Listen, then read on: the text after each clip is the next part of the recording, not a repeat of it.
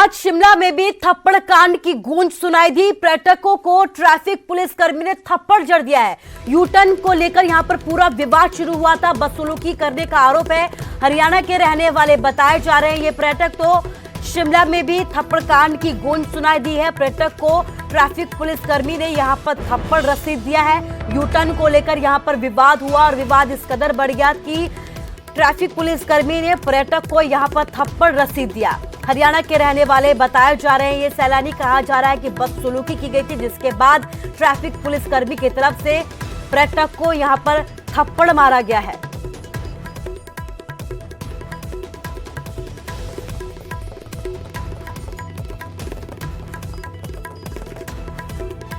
ज्यादा जानकारी के लिए हमारे संवाददाता रणवीर हमारे साथ फोन लाइन से जुड़ गए हैं। रणवीर, क्या कुछ अपडेट?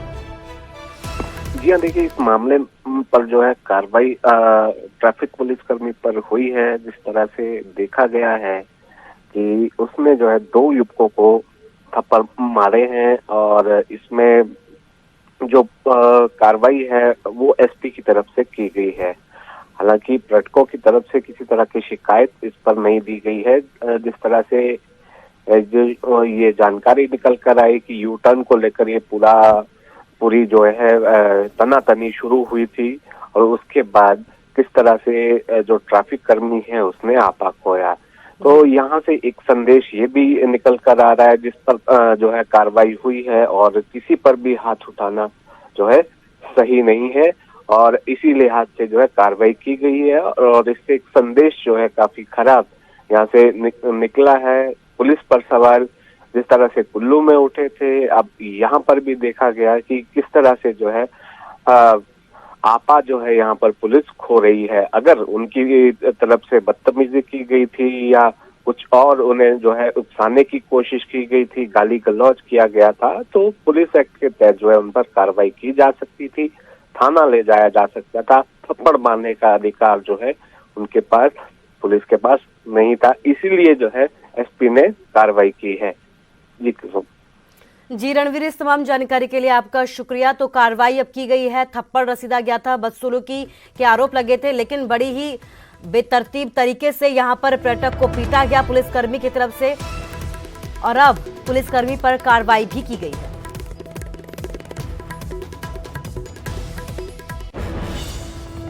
और खबर हिमाचल से है। हिमाचल में भी डेल्टा प्लस वेरिएंट की दस्तक दिखाई दी है। कांगड़ा से सामने आया है डेल्टा प्लस का एक पहला केस। 19 साल की युवती में डेल्टा प्लस संक्रमण की पुष्टि की गई है। युवती के संपर्क में आए लोगों के अब सैंपल लिए जा रहे हैं। देश में अब तक डेल्टा प्लस के 60 से ज्यादा मामले आ चुके हैं। पंजाब, हरियाणा और चंडीगढ़ में भी केस अभी तक मिल चुके हैं, लेकिन बड़ी बात यह है कि हिमाचल में ये पहला केस सामने आया है। 19 साल की युवती में डेल्टा प्लस संक्रमण की पुष्टि हुई है। युवती के संपर्क में आए लोगों के सैंपल लिए जा रहे हैं। देश में अब तक डेल्टा प्लस के 60 से ज्यादा मामले सामने आ चुके हैं। पंजाब, हरियाणा और चंडीगढ़ में भी डेल्टा प्लस के केस अभी तक मिल चुके हैं।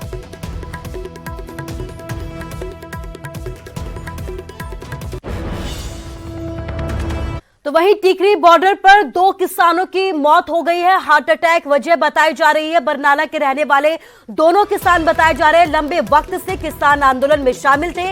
पिछले 7 महीने के अंतराल में किसान आंदोलन में 500 से ज्यादा किसान अपनी जान गंवा चुके हैं। आंदोलन का इसके बावजूद भी कोई हल निकलता हुआ नजर नहीं आ रहा है।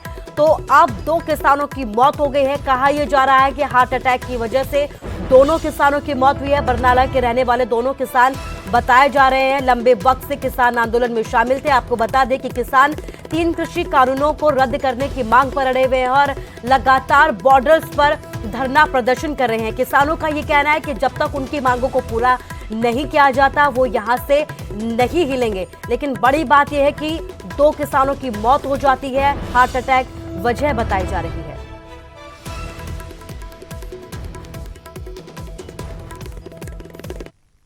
ਜਾ ਰਹੇ ਸੀ ਰਾਜ ਕਰਮ ਸਿੰਘ ਦੀ ਗੱਡੀ ਦੇ ਵਿੱਚ ਹੀ ਅਚਾਨਕ ਮੌਤ ਹੋ ਗਈ। ਜਦੋਂ ਅਸੀਂ ਉਹਨੂੰ ਦੇਖਿਆ ਸਰਕਾਰੀ ਹਸਪਤਾਲ ਅਸੀਂ ਲਿਆ ਰਹੇ ਸੀ, ਉਹ ਰਾਹ 'ਚ ਫਿਰ ਡੈਥ ਹੋ ਗਈ। ਫਿਰ ਅਸੀਂ ਇੱਥੇ ਸਰਕਾਰੀ ਹਸਪਤਾਲ 'ਚ ਲਿਆ ਕੇ ਉਹਦਾ ਡੈਡ ਬੋਡੀ ਚੈੱਕ ਕਰਾਈ।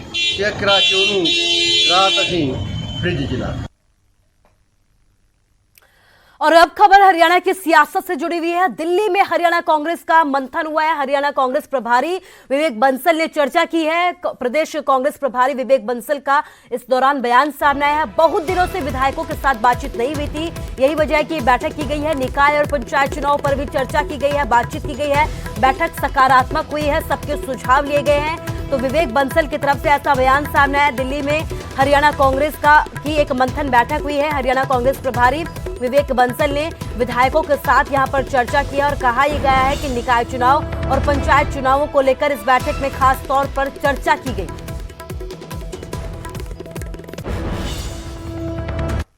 विवेक बंसल हमारे साथ बात करने के लिए मौजूद हैं। तमाम हरियाणा के विधायकों को आज दिल्ली तलब किया गया और उनके साथ एक विशेष बैठक की गई। आइए जानते हैं बैठक में क्या कुछ रहा। विवेक बंसल हमारे साथ बात करने के लिए मौजूद हैं। सर, क्या कुछ रहा इस बैठक में? तमाम विधायकों का दिल्ली आना, जरूर कोई खास वजह होगी। देखिए, खास वजह क्या है, सामान्य बैठक भी कह सकते हैं और खास भी कह सकते हैं। कारण ये कि मैं इनकी विचार, चूँकि नगर निकाय और पंचायत चुनाव की घोषणा हो चुकी है और उससे बहुत बड़ी चुनौती होगी हमारे लिए कि हम उससे कैसे उसका निस्तारण करें। तो उस परिप्रेक्ष्य में मैंने इनकी राय जाननी चाहिए थी। कहीं ना कहीं पिछली बार जो बाई इलेक्शन हुए, ख़ास तौर से निकाय के जो हुए थे, उसमें कुछ ये महसूस किया कि इनकी अनदेखी हुई है, तो उसको इसकी पुनरावृत्ति ना हो। और चूँकि विधायकों की भूमिका बहुत महत्वपूर्ण होती है उनके जनपद में, तो उनकी भावनाओं के अनुरूप निर्णय लिए जाए, ये मुख्य कारण था। सर, कुछ नेतृत्व में बदलाव का भी क्या सोच रहे हैं? संगठन को विस्तार देने के लिए? मैं कोई टिप्पणी कोई नहीं। देखिए, ये ऐसी कोई बात ना हुई, ना कोई इस तरीके की, इस पर मैं कोई टिप्पणी नहीं। अच्छा सर, हाल में ही जैसे बात करें कि पंचायत चुनाव होने वाले हैं, बात करें तो उपचुनाव भी है अलनाबाद सीट पर, कैसे देखते हैं आप? कितनी दावेदारी मजबूत करने की चाहत रखती है कांग्रेस? क्योंकि तमाम बात करें तो हर स्तर पे, ब्लॉक स्तर पे आप लोग मेहनत कर रहे हैं, कैसे आगे रणनीति तय करेंगे? देखिए, रणनीति यही है कि हम लोग संगठन को मजबूत करने का प्रयास कर रहे हैं। संगठन को जिला स्तर पर, जिसमें जो 7 साल से लंबित हैं जो जिला संगठन और जो प्रदेश कार्यकारिणी, उसको हम लोग उसकी संरचना करें, उसका गठन करें। तो रणनीति यही है कि बिना संगठन के कैसे राजनीतिक लड़ाई लड़ी जाए। तो मेरा ये मानना है कि हम लोग जल्दी से जल्दी इसका गठन करेंगे और जो सही जो निर्णय होंगे वो लिए जाएंगे। और जो चाहे वो उपचुनाव हो, चाहे कोई भी चुनाव हो, उसमें कांग्रेस का प्रदर्शन उत्कृष्ट हो, ये हमारी। कपासा नगेंद्र के साथ मैं रवि मिश्रा, न्यूज़ 18 नई दिल्ली। और आज एक बार फिर से पेट्रोल के दामों में बढ़ोतरी की गई है। पेट्रोल प्रति लीटर 35 पैसे महंगा हुआ है। डीजल के दामों की अगर बात की जाए तो आज एक बार फिर से कोई इजाफा नहीं हुआ है। पंजाब में 100 रुपए के पार पहुंच चुका है पेट्रोल।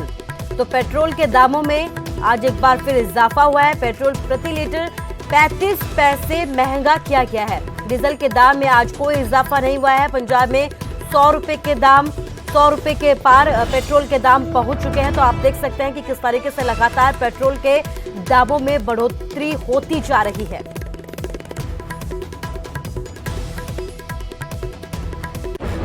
और अब खबर गुरुग्राम से है, जहां एक शराब कारोबारी पर सरेआम बदमाशों ने फायरिंग कर दी। गनीमत यह रही कि इस फायरिंग में किसी को गोली नहीं लगी। वारदात के बाद बदमाश सरेआम तमंचा लहराता हुआ फरार हो गया। पूरी वारदात वहां लगे सीसीटीवी में कैद होगी। आप भी देखिए मानेसर में जंगल राज की तस्वीरें।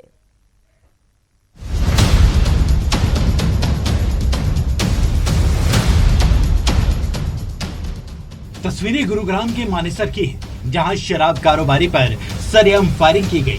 एक युवक दोनों हाथों में पिस्तौल लिए सरेआम फायरिंग करता है और 5 से 6 राउंड फायर करता है और फरार हो जाता है। पूरी वारदात ठेके में लगे सीसीटीवी में कैद हो जाती है। एक बार सीसीटीवी तस्वीरों को फिर से देखिए, कैसे बेखौफ बदमाश सरेआम आता है, 2 तमंचे निकालता है, ताबड़तोड़ फायरिंग करता है। यह बदमाश पहले 2 फायर बाहर करता है और बाकी अंदर बैठे 3 लोगों पर, तीनों कहीं छुपकर बड़ी मुश्किल से अपनी जान बचाते हैं और ये युवक सरेआम फायरिंग करके बड़ी आसानी से फरार हो जाता है। गनीमत ये रही कि फायरिंग में किसी को भी गोली नहीं लगी।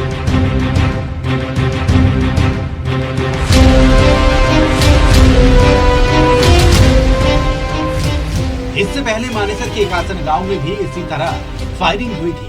कासन गांव में भी शराब कारोबारी को ही शिकार बनाया गया था। हालांकि कासन गांव में फायरिंग के मामले में 3 आरोपियों को पुलिस ने गिरफ्तार कर लिया है। अब देखना होगा इस आरोपी को पुलिस कब तक गिरफ्तार करती है। धर्मेश शर्मा, न्यूज़ 18 गुरुग्राम।